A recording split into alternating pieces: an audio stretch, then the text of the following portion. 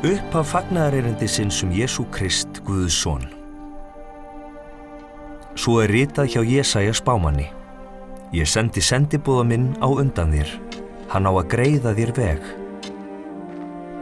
Rödd hrópanda í eyðimörk, greiðið vegu drottins, gerið beinar brautir hans.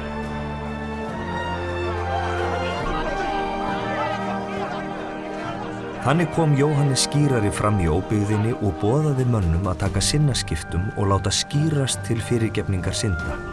Og menn streymdu til hans frá allri Júdeubyggð og allir Jerúsalembúar og lét hann skíra sig í ánni Jórdan og játuðu syndir sínar.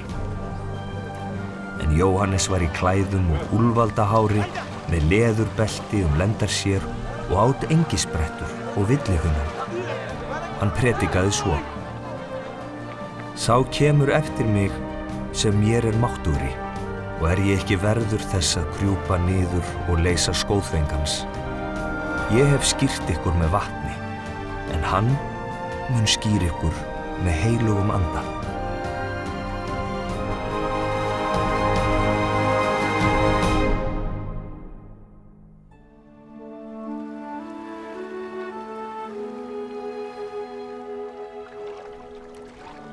Svo bar við á þeim dögum að Jesús kom frá Nasaret í Galileu og Jóhannes skírði hann í Jórdan.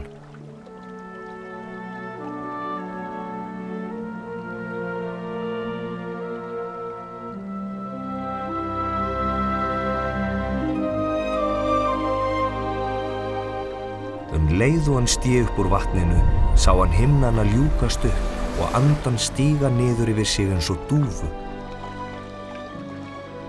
Og rödd kom af himnum: Þú ert minn elskaði sonur, á þér hef ég velþóknun.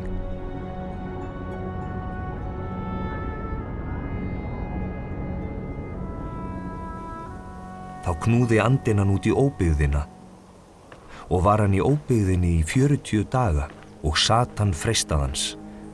Hann hafðist við meðal villidýra og englar þjónuðu honum.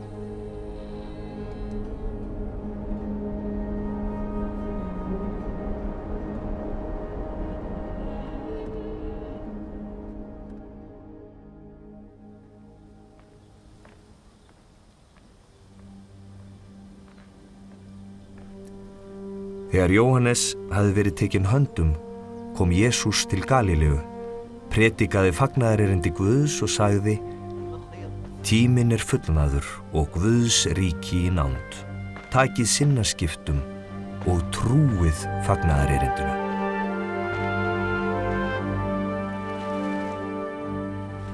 Jesús var á gangi meðfram Galileuvatni og sá Símon og Andrés, bróður Símonar, vera að kasta netum í vatnið, en þeir voru fiskimenn.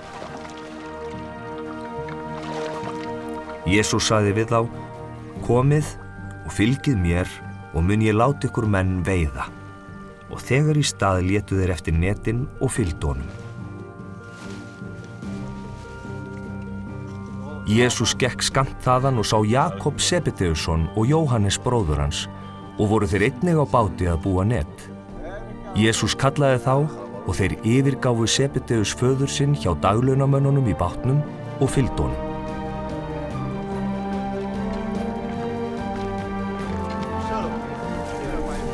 Þeir komu til Kapernaum og hvíldardaginn gekk Jesús í samkunduna og kenndi.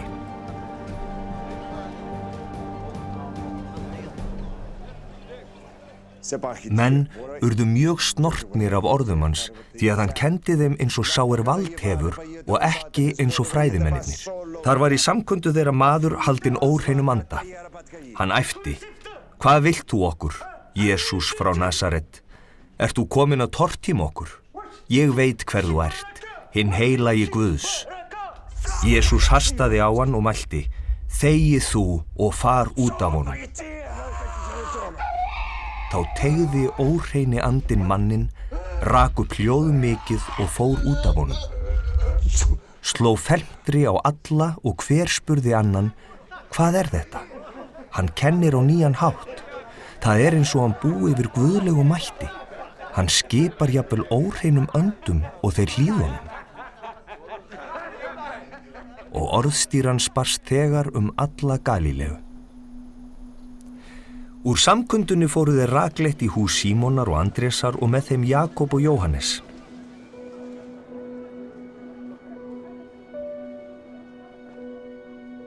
Tengdamóðir Símonar lá með sótthita og sögðu þeir Jesú þegar frá henni. Hann gekk þá að, tók í hönd henni og reist hann á fætur.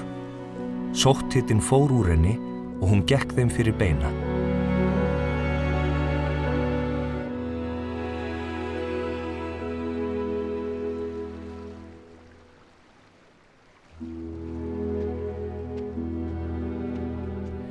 Þegar kvöld var komið og sólin sest, færðu menn til hans alla þá sjúkir voru og haldnir illum öndum, og allur bærinn var saman kominn við dyrnar.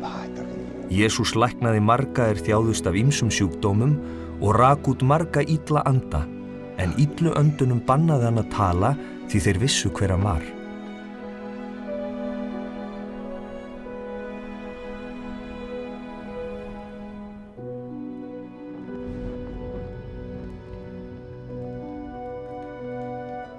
Og árla löngu fyrir dögun fór Jesús á fætur og gekk út, vék burt á óbyggðan stað og baðst þar fyrir.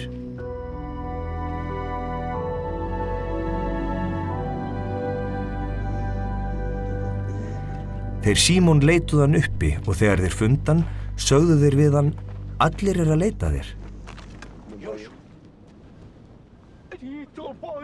Jesús sagði við þá, við skulum fara annað, í þorpin hér í grend, svo að ég geti einnig predikað þar, því að til þess ég kominn. Og hann fór, predikaði í samkundum þeirra í allri Galíleu og rak út illa anda.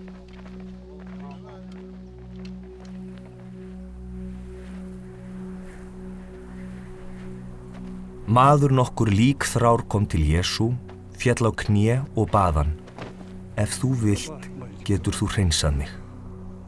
Og Jesús kenndi í brjóstum manninn, rétti út höndina, snart hann og mælti, ég vil, verð þú hreinn.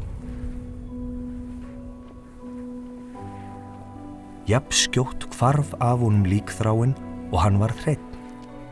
Og Jesús lét hann fara, lagði ríkt á við hann og sagði, gæt þess að segja engum neitt en far þú, sýn þig prestinum og fórna fyrir hreinsun þína því sem Móse bauð þeim til vitnisburðar.